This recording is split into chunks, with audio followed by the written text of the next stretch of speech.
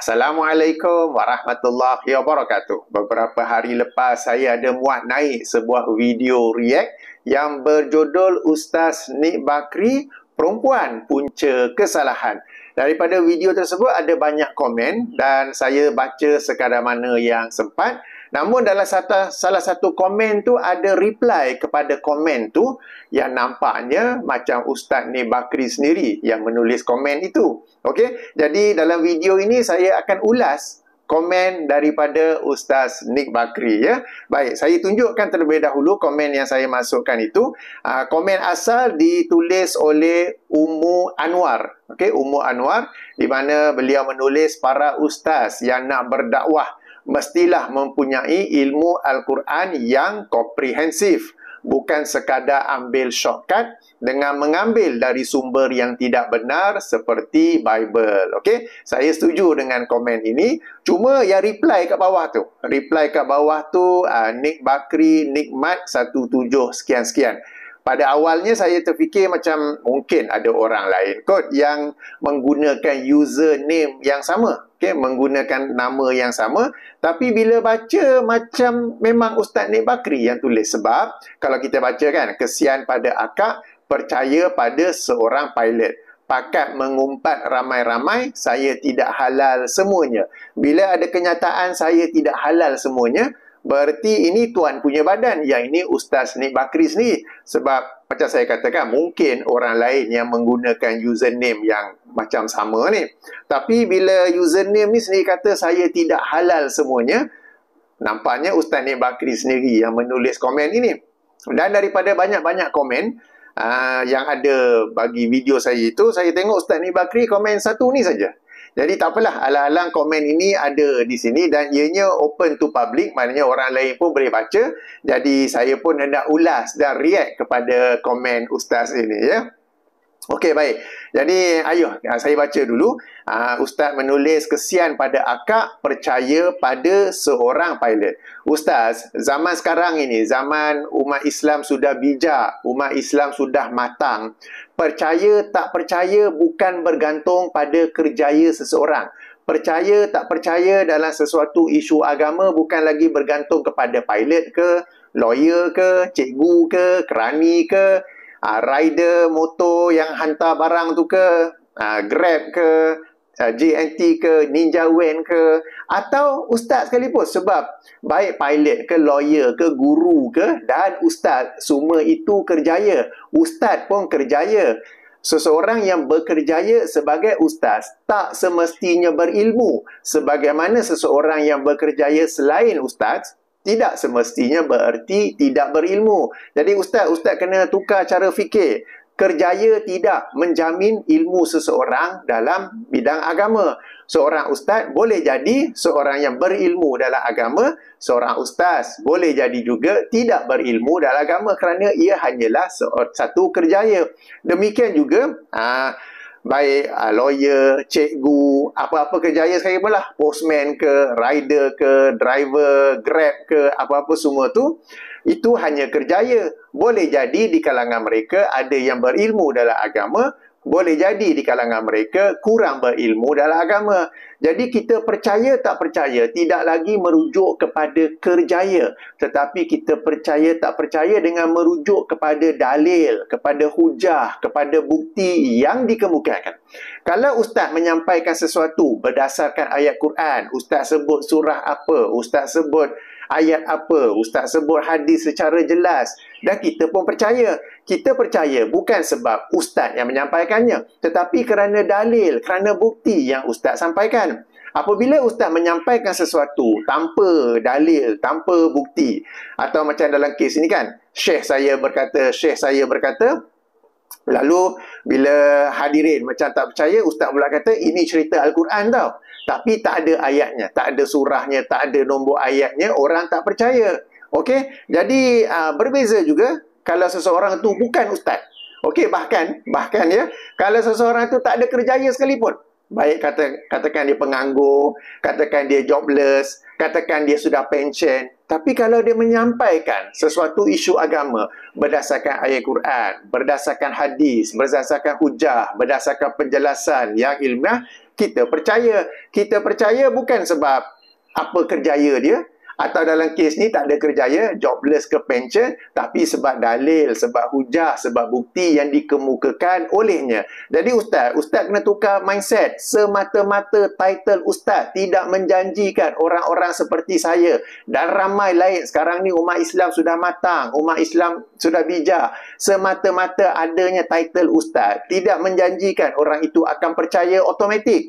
Memang ada sebahagian ataupun segelintir yang sedemikian, dan inilah rombakan, inilah anjakan paradigma yang sedang saya usahakan. Kita nak ubah mentaliti sebahagian masyarakat kita daripada terus percaya ustaz tapi percaya kepada dalil, hujah, bukti yang dikemukakan oleh sesiapa sekalipun. Tak kisah apa gelarannya, tak kisah apa kerjayanya. Okey, jadi apabila ustaz tulis kesian pada akak percaya pada pilot, saya rasa kesian pada ustaz sendiri sebab masih ada mentaliti yang lama dulu. Asalkan ustaznya percaya. Asalkan bukan ustaz, jangan percaya. Sebab percaya atau tak percaya, saya ulang balik, ialah dalil, hujah, bukti, penjelasan yang dikemukakan. Bukan kerana kerjaya seseorang itu. Ingat ya, ustaz ialah satu kerjaya. Bukan semua ustaz berilmu, bukan semua ustaz tidak berilmu. Macam mana kita nak percaya atau tidak percaya ustaz tu? Dalil dan hujah yang dikemukakan oleh ustaz tersebut. Okey? Jadi dalam kes ini, okey, kita nak Al-Quran. Maaf ya, dalam kes ini yang ini Al-Quran lah, kita sudah bincang tentang Hawa yang dikatakan merayu, yang ustaz katakan merayu kepada Adam untuk makan daripada pokok yang dilarang kan. Jadi bila hadirin di tempat tu, saya dimaklumkan Dewan di Masjid Al-Falah USJ kan. Okey, baik. Jadi apabila hadirin seperti tak setuju, ustaz kata ini cerita Al-Quran tau, maka kita nak ustaz kemukakan bukti Al-Quran tu. Daripada ustaz tulis komen macam ni, lagi baik ustaz kemukakan, nah rujuk surah ni, ayat ini, ini teks Arabnya, ini terjemahannya. Macam tu memang bagus. Saya pun bagi love satu kat situ. Okey, daripada tulis komen macam ni sehingga akhirnya saya yang kesian kepada ustaz ya. Okey, baik. Itu poin yang pertama. Okey, yang kedua, ustaz menulis pakat mengumpat ramai-ramai. Okey, pakat mengumpat ramai-ramai. Ustaz, mereka yang tulis komen tu bukan mengumpat tetapi marah kerana agama Islam yang mereka sayangi, agama Islam yang kita, termasuk diri saya, yang kita cintai, telah dinodai, telah dirosakkan kesuciannya, telah dinodai kesuciannya dengan kisah daripada seorang syekh yang sebenarnya diambil daripada Bible. Sebagai seorang ustaz sendiri sepatutnya sudah ada tanggungjawab, sudah ada kesedaran untuk mengemukakan ayat Quran dan hadis. Dan kemudian kalau ustaz elaborate further, ustaz jelaskan, itu okey. Tapi ustaz bawa daripada cerita seorang syekh. Bila orang tak setuju, ustaz kata ini cerita Al-Quran. Dan ini yang menyebabkan kita marah. Kita marah bukan sebab ustaz ada pinjam duit kita tak bayar. Ada ustaz buat apa-apa salah pada kita dalam urusan duniawi ke, pergi calar kereta ke apa kan, contohlah kan. Tak, kita marah sebab kita sayang agama ni, kita marah sebab kita cinta agama ni, dan agama ni telah dirosakkan, dia telah dicemari dengan cerita-cerita seperti ini. Sebab tu adanya komen-komen seperti itu. Walaupun selalu saya nasihatkan kepada orang-orang, pada para penonton yang menulis komen untuk menjaga adab, untuk menjaga akhlak apabila menulis komen. Tapi nak tak nak, bukannya sengaja. Mereka marah, macam saya kata, bukannya ustaz ada sebut apa-apa pada mereka ke, ada menyalahi mereka ke, tapi sebab ustaz telah mengganggu, telah merosakkan, telah mencemari ketulinan, keindahan ajaran Islam yang tulen, ajaran Islam yang asli. Okey, jadi ini yang menyebabkan saya dan juga para penonton lain ada yang marah sehingga ada yang mengeluarkan kata-kata yang kasar ataupun negatif ya. Jadi jangan lihat sebagai mengumpat, tapi ustaz cuba lihat kenapa dia orang ni marah. Kenapa dia orang ni marah? Dia orang marah sebab macam saya katalah, ustaz bawa satu kisah daripada syekh yang sebenarnya ada dalam Bible, tapi ustaz kata ia daripada Al-Quran. So memang marah. Saya pun marah juga sebenarnya. Walaupun saya cubalah mengawalkan supaya ia menjadi video ilmiah, membetulkan kesalahan yang berlaku. Tapi saya pun marah juga. Muka kat sini mungkin senyum. Hihihi. Kaki kat bawah tekan brake. Okey, baik. Alright. Dan kemudian Ustaz berkata, apa? Saya tidak halal semuanya. Yang saya faham maksudnya Ustaz tidak halalkanlah kata-kata yang kasar, kata-kata yang negatif ataupun yang mengumpat yang Ustaz masukkan tu ya. Ustaz, nasihat saya, sebelum Ustaz nak kata saya tidak halalkan komen-komen sedemikian, apa kata Ustaz renung terlebih dahulu, apakah ilmu, apakah kenyataan yang Ustaz buat itu adalah halal? Halal dari sudut betul ke salah? Ustaz telah menyampaikan satu kisah daripada Bible. Kemudian Ustaz mengatakan ia adalah daripada Al-Quran. Ini adalah cerita Al-Quran. Halal ke Ustaz membuat kenyataan seperti itu? Okey, jadi halal di sini dari sudut betul ke salah? Okey, daripada nak kata saya tak halalkan komen-komen kalian itu yang bersifat negatif, kritikan lebih ke apa, cuba Ustaz renung apa yang Ustaz sampaikan itu. Kalau Ustaz sampaikan yang betul, Ustaz sampaikan daripada Al-Quran, daripada As-Sunnah, orang akan setuju. Kan? Orang menjadi tidak setuju, bahkan menjadi marah sebab apa yang Ustaz sampaikan. Jadi daripada Ustaz mengkritik mereka dan berkata saya tidak halalkan, apa kata Ustaz renung? Halal ke? Betul ke apa yang Ustaz sampaikan? Okey. Jadi cuba lihat dari sudut diri sendiri. Saya sendiri bila buat video kan, ada juga orang hantam saya, ada juga orang condemn saya. Bila ada orang kritik saya, condemn saya, berkata buruk, saya fikir, macam mana saya nak buat supaya mereka ni dapat percaya dan ikut. Bukan ikut apa saya cakap, tapi ikut dalil, ikut hujah apa yang saya cakap. Kalau lama dulu ketika saya baru buka ataupun baru menceburi membuat video, saya bila baca Al-Quran, baca saja. Baca hadis, baca saja, saya tak tunjuk. Tapi saya fikir, macam mana saya nak meyakinkan mereka? Lalu saya tunjuk ayat Quran tersebut. Saya tunjuk hadis yang saya baca. Okey, kemudian mungkin mereka tak percaya lagi. Okey, macam mana saya boleh improve? Okey, saya tunjukkan, saya bacakan pula nombor hadis tu. Saya bacakan nombor hadis dan macam-macam cara lain lah untuk meyakinkan dia. Jadi yang saya nak sampaikan, saya pun ada orang kritik. Saya pun ada orang hantam left, right and center. Tapi saya tak adalah kata saya tak halalkan kamu ke apa. Tapi sebaliknya saya renung, what can I do to improve so that they will be convinced on what I am conveying. Bukan untuk mereka ikut saya tak pernah pun ajak orang subscribe, tak pernah ajak orang tekan loceng, tak pernah minta orang share video-video saya. Tapi yang saya nak ialah mereka ikut Al-Quran, mereka ikut sunnah Rasulullah SAW. Jadi macam mana saya nak meyakinkan mereka? Okey, jadi dalam kes ini pun, daripada Ustaz nak kata saya tidak halalkan mereka dengan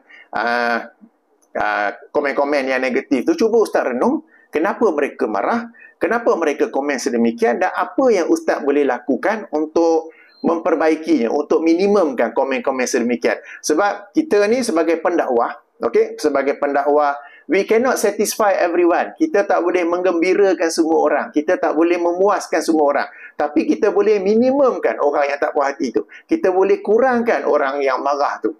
Okey, jadi kalau kita sampaikan dengan cara yang meyakinkan, dengan dalil, hujah, bukti, semua orang puas hati. Saya pun puas hati juga. Okey, baik. Jadi cuba lihat dari sudut itu, itulah. Okey. Dan macam Ustaz cerita tu kan, perkara lain juga yang bagi saya agak serius ialah bukan sekadar Ustaz kata itu cerita Al-Quran, tapi perempuan ini punca kesalahan. Okey, perempuan ini punca kesalahan. Okeylah, saya bagi permisalan ya. Sekarang ini dalam bidang kerjaya pilot, okey, ada juga pilot perempuan. Okey. So katakanlah Ustaz nak mengambil satu flight sebagai penumpang ke sesuatu destinasi.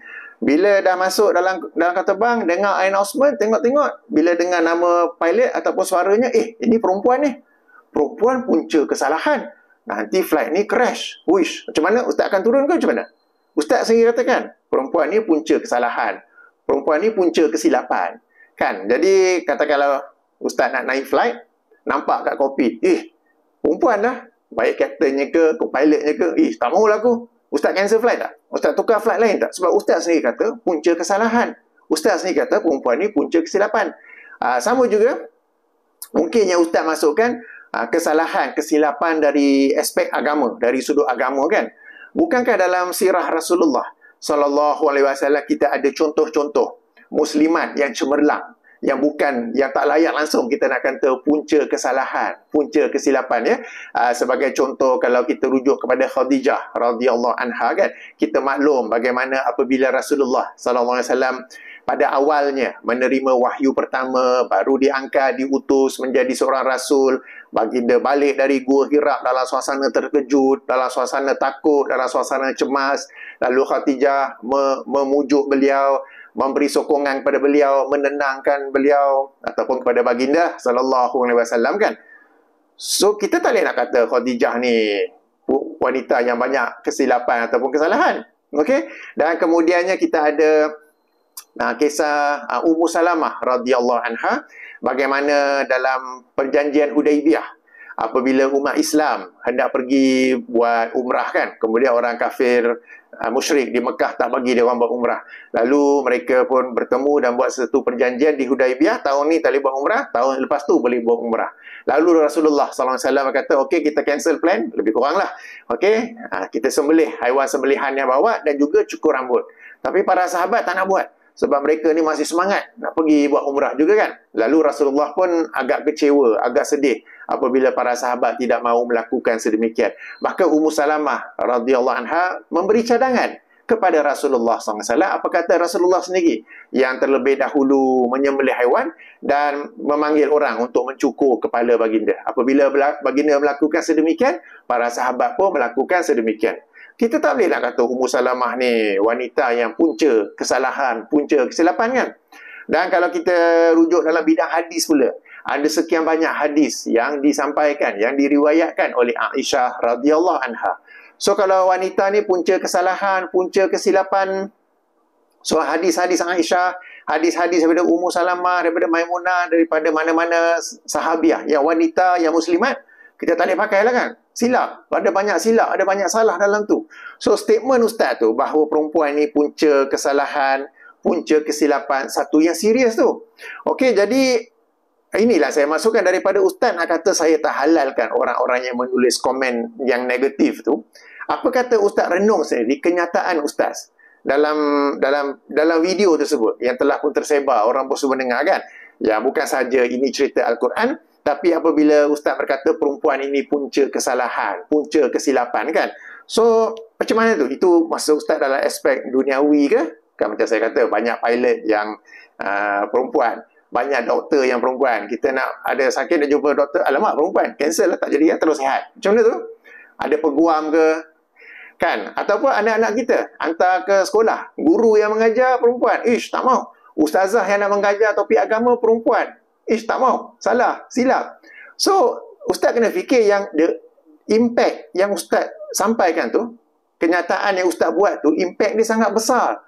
Dia bukan tersasul, bukan terlanjur cakap. So, sebab itu orang marah. Sebab tu orang marah. Dan itulah yang bagi saya ya, in a very first place, pada asalnya, pertama sekali, daripada Ustaz nak kata saya tidak halalkan semua komen-komen yang negatif tu, apa kata Ustaz renung? Halal atau tidak? Yang ini betul atau tidak? Kenyataan Ustaz dalam video yang pendek itu. Kan? Bukan saja dari aspek benar ataupun tidak. Kisah Hawa merayu Adam adalah daripada Al-Quran. Tetapi impact apabila Ustaz berkata wanita ni punca kesalahan, wanita ni punca kesilapan. Kalau nak kata nobody is perfect, tak ada orang yang sempurna. Lelaki pun boleh buat salah, perempuan pun boleh buat salah, kita saling tegur-menegur, yang itu betul. Tapi punca kesalahan tu, besar impactnya tu Ustaz. Okey, jadi itulah daripada nak kata komen-komen itu saya tidak halalkan. Apa kata Ustaz renung kenyataan Ustaz sendiri dalam sesi, dalam potongan video itu, halal atau tidak? Yang ini betul atau tidak? Apa yang Ustaz sampaikan itu ya. Okey, kemudian Ustaz tulis kesian. Yang ini macam saya kata tadilah, saya sendiri sebenarnya kesian pada Ustaz. Daripada Ustaz nak kesian kepada orang yang tulis komen ni, Ummu Anwar, ataupun orang-orang lain yang tulis komen, apa kata Ustaz merenung diri sendiri. Sebab saya nampak Ustaz ni ada cara fikir orang-orang lama dulu, bahawa kalau Ustaz je mesti betul, kalau bukan Ustaz mesti salah. Okey? Dan kalau perempuan mesti salah, perempuan kalau mesti silap. Okey, dan tak apalah, okay, dah komen banyak dah. Okey, seterusnya Ustaz menulis rujuk tafsir-tafsir Al-Quran, tafsir Al-Qurtubi dan lain-lain. Ustaz, the issue is Ustaz kata cerita ni daripada Al-Quran. So, kita nak rujuk ayat Quran yang Ustaz masukkan tu. Surah mana, ayat mana. Kenapa Ustaz bawa tafsir pula? Kita nak, Ustaz kata cerita tu daripada Al-Quran. Mula-mula Ustaz kata mula-mula Ustaz kata Syekh yang sampaikan. Syekh tu siapa kita pun tak tahu kan. Okey, tak apalah. Kemudian Ustaz kata cerita tu ada dalam Quran. So kita nak rujuk Al-Quran. Kenapa Ustaz tukar kepada tafsir Al-Quran pula? Al-Quran tu sendiri Ustaz, Al-Quran. Surah ayat. Okey, tak apalah. Alang-alang Ustaz sebut di sini tafsir Al-Qurtubi, kemudian Ustaz kemukakan teks Arab, ya kan? Suara saya pun dah hilang dah. Okey, jom kita baca sikit. Di mana teks yang Ustaz berikan itu, walakin yaqulu ba'dul mufassirina, akan tetapi berkata sebahagian para ulama tafsir. Sesungguhnya syaitan. Okey, kejap saya minum air dulu ya, tekak dah hilang dah pula. Baik, kita bertemu kembali. Okey, saya baca balik ya. Jadi daripada teks yang Ustaz kemukakan itu, walakin yaqulu ba'dul mufassirin, akan tetapi berkata sebahagian daripada para ahli tafsir. Apabila ayat itu sendiri bermula dengan walakin, kita tertanya-tanya sebelum tu apa cerita? Kan bila ada walakin kan, akan tetapi.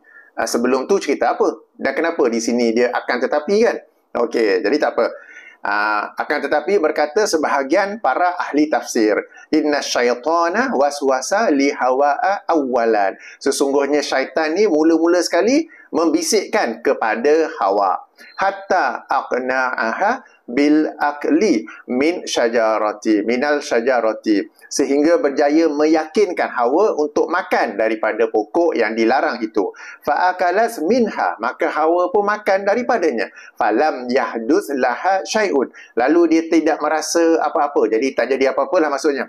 Faqalas li Adam, lalu Hawa pun berkata kepada Adam, kul minha, makanlah daripadanya. Fa inni akaltu minha, kerana sesungguhnya aku telah makan daripadanya. Falam tadurrani, okey, dan tidak ada apa-apa mudarat bagiku. Fa akala minha Adam, maka Adam pun makan daripadanya, dan berlakulah apa yang berlaku. Yang ini aurat mereka terdedah dan mereka tutup dengan daun apa kan. Okey, baca yang akhir tu. Lihat yang akhir tu, jaa zalika fi tafsiril Qurtubi. Jaa zalika fi tafsir Al-Qurtubi. Nampak tak yang last tu?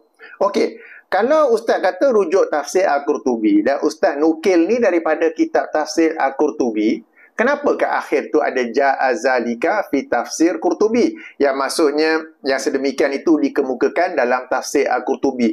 Maknanya nukilan ini adalah nukilan secondary.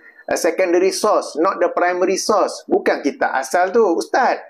Ustaz ajak kita rujuk tafsir Al-Qurtubi. Ustaz kemukakan teks yang kita sangkakan daripada tafsir Al-Qurtubi. Tapi kat akhir tu ada jaa zalika fi tafsir Al-Qurtubi. Kalau terjemahan harfiah telah datang yang sedemikian itu daripada tafsir Al-Qurtubi. Ini macam daripada sumber secondary yang menukil daripada tafsir Al-Qurtubi. Okey, tak apa. Jadi sumber yang Ustaz nukil ini adalah daripada, saya tunjuk di sini, laman web islamweb.net. Islamweb.net. Link saya bagi dalam kotak description ya. Link saya bagi dalam kotak description, dan itu soalan yang dikemukakan, dan jawapannya tangkap layar seterusnya boleh tengok perenggan yang ketiga. Okey, perenggan yang ketiga walakin tu kan. Okey. Okey, sekarang saya nak tunjuk ada perkara yang lebih serius. Okey, yang Ustaz nukil tu perenggan yang ketiga, yang Ustaz copy and paste. Sebab yang ni laman web, kita boleh copy and paste dan letak di ruangan komen. Kan, ruangan komen YouTube tu kan. Jadi walakin tu akan tetapi berkata sebahagian para ahli tafsir. Okey, tapi Ustaz nukil tak habis. Yang saya birukan tu Ustaz tak nukil. Ustaz nukil sampai bawah tu jaa zalika fi tafsir Al-Qurtubi wa ghairahu, dan selainnya. Yang saya birukan tu, Ustaz tidak nukil. Perkara ni serius sebab yang biru tu sangat penting. Yang ini orang yang menulis di laman web ni sendiri, dia sendiri berkata setelah menukil daripada tafsir Al-Qurtubi ini, walakin laisa ala zalika dalilun min jihatil wahyi fima na'lamu. Akan tetapi tidaklah yang sedemikian itu memiliki dalil daripada sudut wahyu, daripada aspek wahyu sejauh yang kami ketahui. Maknanya yang dia nukil, yang penulis di laman web ini nukil kata-kata itu yang baru saya baca tadi tu daripada tafsir Al-Qurtubi, okey, tetapi yang itu tu bukan sumber wahyu, maknanya bukan daripada Al-Quran, bukan daripada sunnah yang sahih. Perkara ni penting. Kenapa ustaz tak nukil bagi habis? Ustaz, ini adalah satu sikap yang tidak amanah sebab ia masih dalam paragraf yang sama. Okey, ja'a zalika fi tafsir Al-Qurtubi wa ghairihi, dan selainnya, walakin laisa ala zalika dalilun min jihatil wahyi fima na'lamu.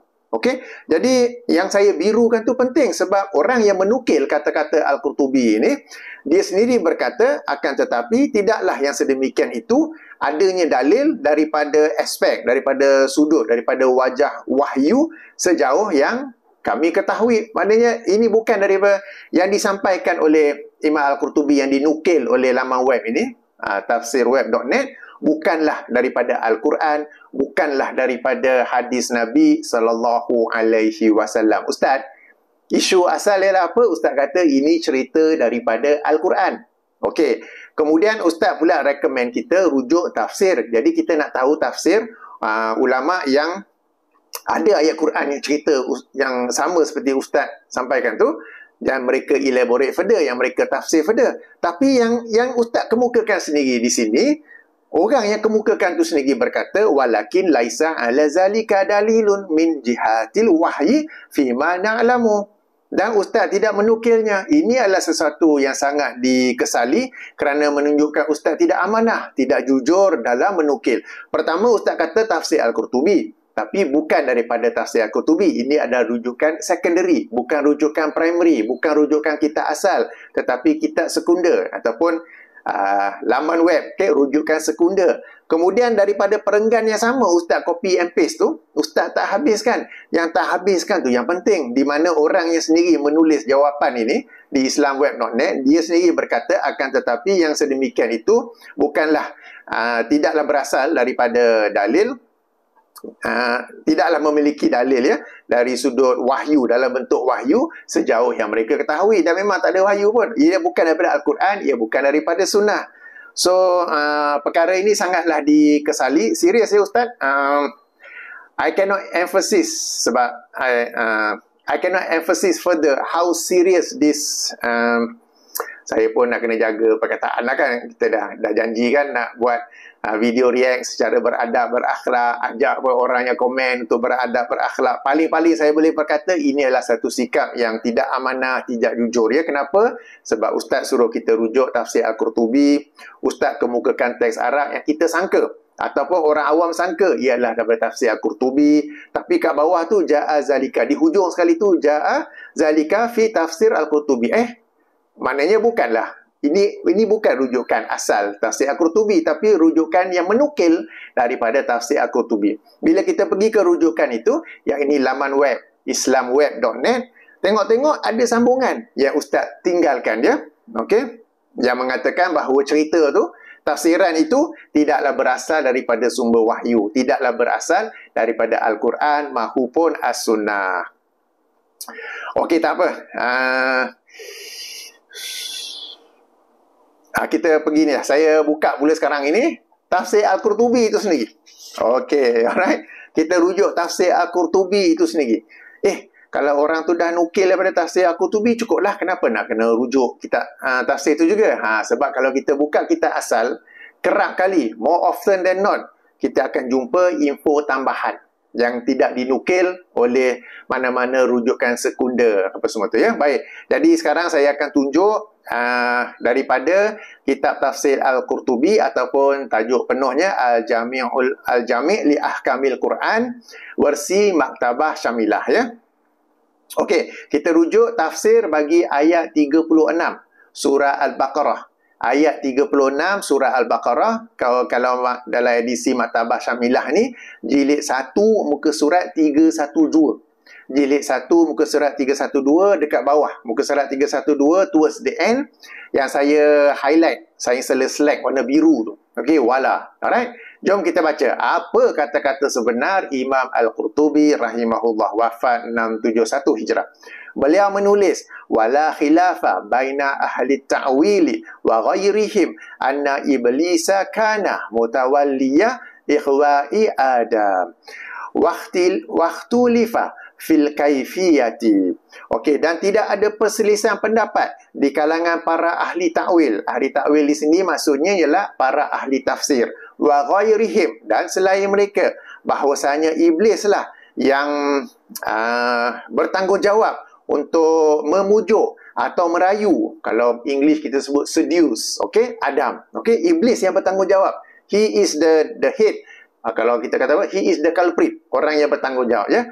Waktu lifah, akan tetapi mereka berbeza pendapat fil kaifiyati, tentang kaifiatnya, macam mana iblis pujuk, macam mana iblis merayu, macam mana iblis seduce Adam. Okey, faqala Ibnu Mas'udin wa Ibnu Abbasin, maka berkatalah dua orang sahabat Nabi SAW yang memang pakar dalam bidang tafsir, Abdullah Ibnu Mas'ud radhiyallahu anhu, Abdullah Ibnu Abbas radhiyallahu anhuma, wa jumhurul ulama, dan majoriti para ulama.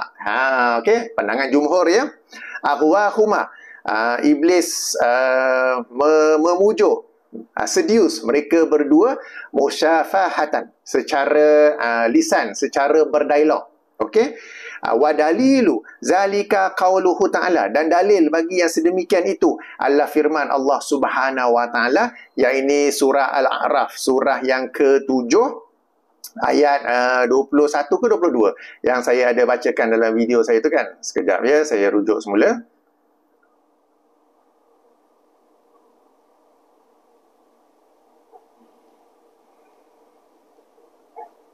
Okey, ayat 21, ya. Yang ini Allah SWT berfirman, wa qasamahuma inni lakuma laminan nasihin. Okey, dan syaitan ni bersumpah, iblis ni bersumpah kepada mereka berdua, sesungguhnya saya adalah dari kalangan orang-orang yang memberi nasihat. Berkata Al-Qurtubi lagi, wal muqasamatu zahiruhal musyafahatu, dan bersumpah ini secara zahirnya adalah secara lisan, secara berdialog, bukanlah dialog, maknanya dia cakap depan-depan, dia cakap depan-depan kepada Adam dan Hawa. Dia bersumpah bahawa dia ini adalah dari kalangan orang yang memberi nasihat kepada mereka berdua. Ini pandangan jumhur. Ini pandangan yang berasal daripada sahabat. Dua orang sahabat yang kita tahu arif dalam bidang tafsir, Abdullah Ibnu Mas'ud dan juga Abdullah Ibnu Abbas. Pandangan jumhur, iblis memujuk atau seduce Adam dengan cara dialog kepada mereka berdua ataupun secara lisan kepada mereka berdua. Apakah dalilnya? Ayat 21 surah Al-A'raf, wa qasamahuma, dan syaitan dan iblis bersumpah kepada mereka berdua, innilakuma, sesungguhnya aku bagi kalian berdua laminan nasihin, adalah daripada orang yang memberi nasihat kepada kamu berdua. Okey. Kemudian dikemukakan pandangan kedua. Tadi tu pandangan pertama, ya, jumhur. Pandangan kedua, wa zakarahu Abdul Razzaq an Wahab bin Munabbih. Dan telah disebut oleh Abdul Razak. Abdul Razak ni ialah Imam Abdul Razak yang wafat tahun 211 Hijrah. Abdul Razak As-Sun'ani, pemilik kitab Musannaf Abdul Razak dan juga pemilik kitab tafsir. Okey, pemilik kata tafsir juga. Beliau telah mengemukakan satu riwayat daripada Wahab bin Munabbih. Ini penting baca kita asal. Sebab apabila Imam Al-Qurtubi sebut nama Wahab bin Munabbih, mesti ada sebab. Dan kalau kita kaji biografi Wahab bin Munabbih, ataupun bagi orang yang lazim mengkaji, dia akan tahu Wahab bin Munabbih ni seorang tabi'in. Lahir tahun 34 Hijrah, wafat tahun 113 Hijrah, berasal dari Yaman, dan beliau ini terkenal menyampaikan kisah-kisah Israiliyat. Okey, boleh rujuk mana-mana biografi, biodata Wahab bin Munabbih ini terkenal, masyhur menyampaikan kisah-kisah Israiliyat. Sebab itu Imam Al-Qurtubi sendiri spesifik sebut nama dia. Kenapa? Nak bagi isyarat bahawa ini riwayat Israeliat ataupun ada kemungkinan besar ini riwayat Israeliat. Para penonton yang dirahmati Allah, kitab tafsir yang besar-besar ni, dia memang himpun macam-macam pendapat. Memang dia nukil macam-macam pandangan tafsir bagi sesuatu ayat. Okey, dan apabila dia menukil satu pandangan, tidak bererti itu adalah pandangannya. Sebagai contoh, apabila Imam Al-Qurtubi menukil pandangan ini, bukan bererti beliau berpegang dengan pandangan ini, tapi beliau menukil untuk nak bagi tahu. Dan kadang cara bagi tahu, dia tak sebut jelas-jelas Israeliat, tapi bila dia sebut je Wahab bin Munabbih, orang yang arif, orang yang tahu, akan tahu, yang ini terkenal dengan riwayat Israeliat. Jadi bila baca, akan cautious, akan waspada. Ini riwayat Israeliat ataupun tidak. Okey, jom kita baca ya. Dakhala jannata fi famil hayyati. Iblis ni memasuki syurga daripada mulut ular. Bila ular je, Bible. Sebab kalau Bible, Book of Genesis, kalau baca yang Inggeris ada serpent. Kalau terjemahan Melayu atau Indonesia ada ular kan. Okey. Wahya zatu arba'in kal bukhtiyati. Dan ular tu ada 4 tanduk yang macam kepala unta ya, yang panjang macam unta. Min ahsani dabbatin khalaqallahu ta'ala. Daripada sebaik-baik makhluk melata yang dicipta oleh Allah Subhanahu Wa Taala. Ba'da'an arada, setelah dia cuba menawarkan diri. Okey, sambung muka surat seterusnya. Tadi jilid 1 muka surat 312, sekarang jilid 1 muka surat 313 ya. Setelah dia menawarkan nafsahu, setelah iblis tu menawarkan dirinya ala kathirin minal hayawani falam yudkhilhu illal hayyatu. Iblis ni dia duduk di luar syurga. Dia nak masuk syurga tu macam mana? Okey, lalu dia menawarkan diri untuk masuk ke dalam sesuatu haiwan. Jadi bila haiwan tu masuk syurga, dia pun boleh masuk dengan cara bersembunyi dalam badan haiwan itu. Jadi kebanyakan haiwan kasirim minal hayawani falam yudkhilhu, tak bagi dia masuk kecuali ular. Okey, illa al-hayyatu, kecuali ular. Kalau Bible, serpent. Okey, falamma dakhalas bihil jannata kharaja min jawfiha iblisu. Maka tak kala sudah masuk ke dalam syurga, maka iblis tu pun keluarlah daripada ular tu, dari mulutnya. Fa akhaza minasyajarati, lalu dia pun mengambil pokok yang dilarang itu, allati nahallahu adamu wa zaujahu anha, yang mana telah dilarang oleh Allah Subhanahu Wa Taala daripada Adam dan isterinya. Okey, faja'a biha ila Hawa'i. Okey, yang ini kita angkat layar ni, saya birukan supaya kita dapat lihat ya. Faja'a biha ila Hawa'i. Maka first, yang pertama sekali, iblis ni cuba nak memujuk, cuba nak seduce, ialah Hawa. Okey, jadi ingat ya, iblis tu keluar daripada ular, dia pergi ambil pokok yang dilarang tu, yang dilarang oleh Allah SWT, dan dia datang kepada Hawa. Faqala, lalu dia berkata kepada Hawa, unzuri ila hazihi syajarati, lihatlah pokok ni. Lalu dia pun ceritalah macam-macam kebaikan pokok tu kan. Wa ahsana launaha, betapa indahnya. Okey, lalu dia pun terus-menerus memujuk ataupun seduce, sehinggalah akhazatha hawa'u fa'akalatha, sehingga Hawa pun mengambil dan memakannya. Okey, jadi yang first ambil ialah Hawa ya. Okey. Summa akhwa Adam. Kemudian Hawa memujuk Adam. Wa qalat lahu Hawa. Okey, gambar seterusnya yang saya biru tu ya.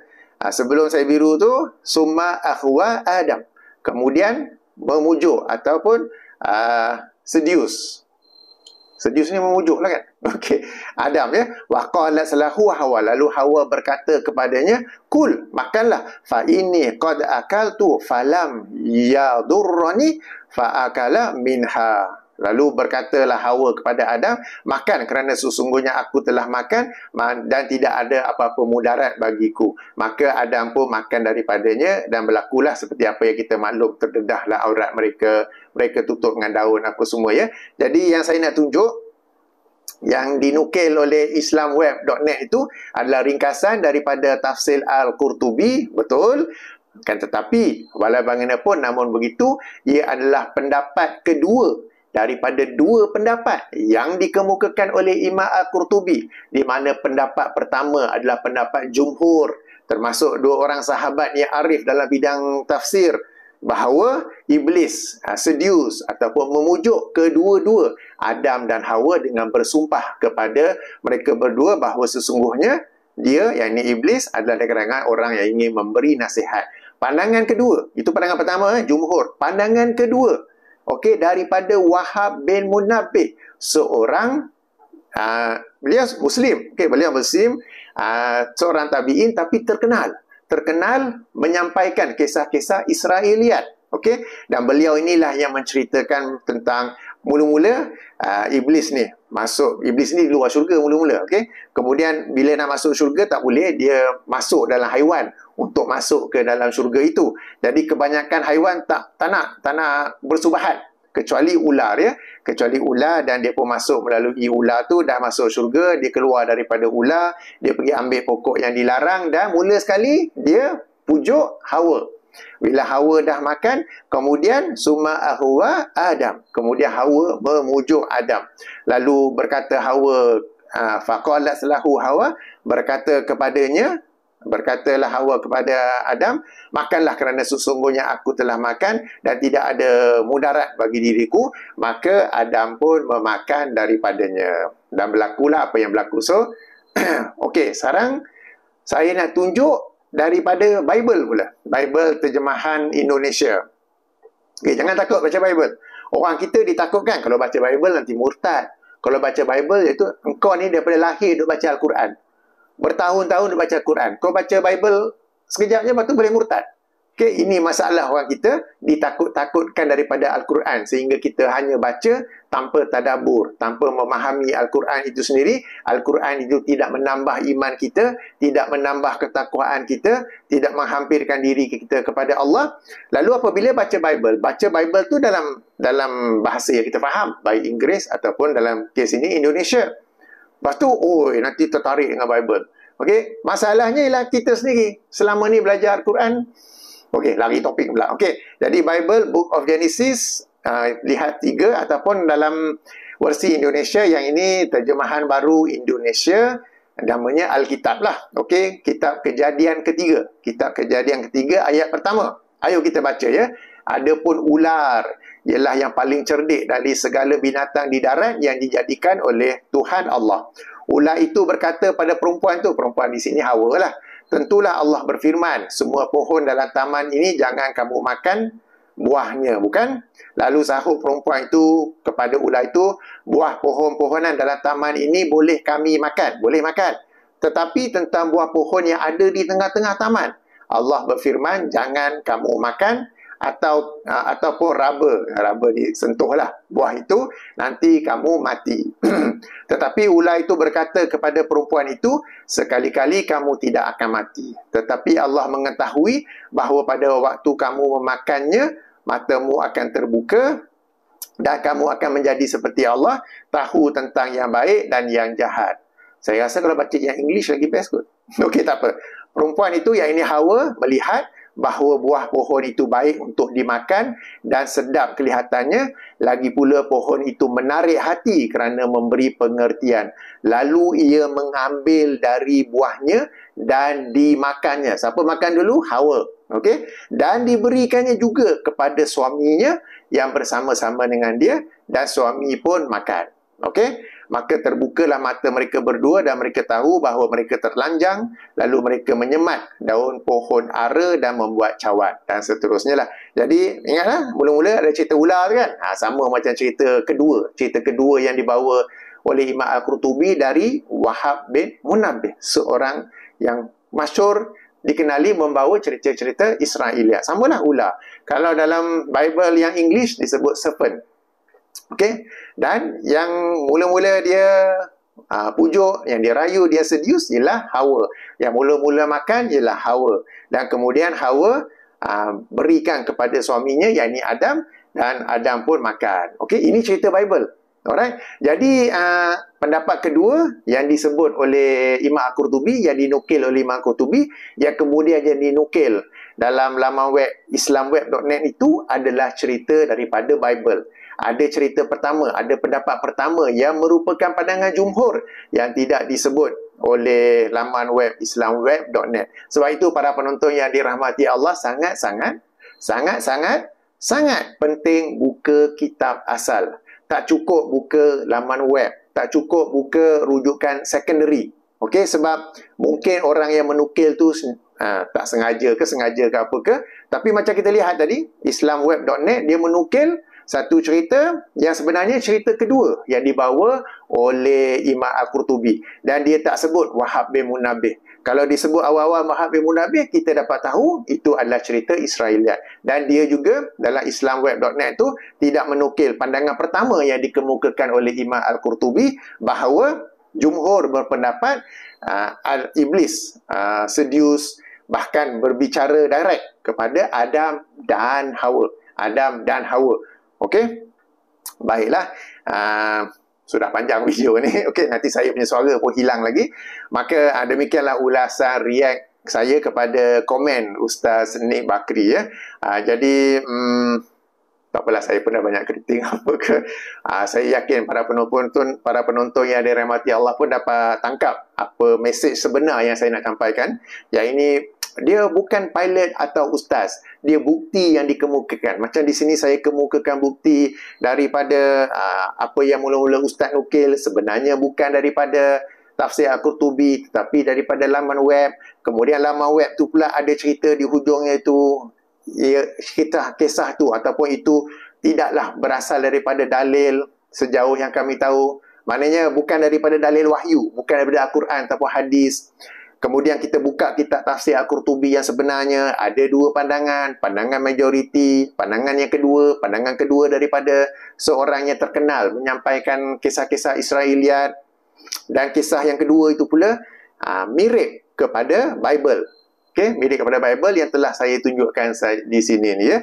Jadi ia bukan pilot atau ustaz atau lawyer atau doktor atau apa-apa, tetapi bukti, dalil, hujah, bukti yang dikemukakan. Baiklah, saya tutup dengan subhanakallahumma wa bihamdika asyhadu an la ilaha illa anta astaghfiruka wa atubu ilaika. Assalamualaikum warahmatullahi wabarakatuh.